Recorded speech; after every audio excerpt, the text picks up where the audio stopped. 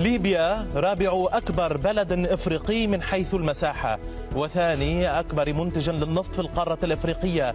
تعوم صحراؤها على ثروات طبيعية تقدر قيمتها بعشرات تريليونات الدولارات، فهي ثاني أكبر احتياطي من الغاز في إفريقيا، وتمتلك احتياطيات ضخمة من الحديد قيمتها تريليون ونصف التريليون دولار، واحتياطيات ضخمة من الجبس واليورانيوم والفوسفات ورمال السيليكا التي تستخدم في صناعة الإلكترونيات وأشباه الموصلات.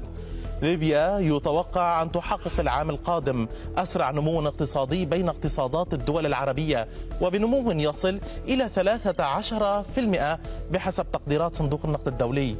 هذه الثروات لم تشفع لليبيا ولمواطنيها من أن يصطفوا في طوابير كبيرة أمام البنوك للحصول على رواتبهم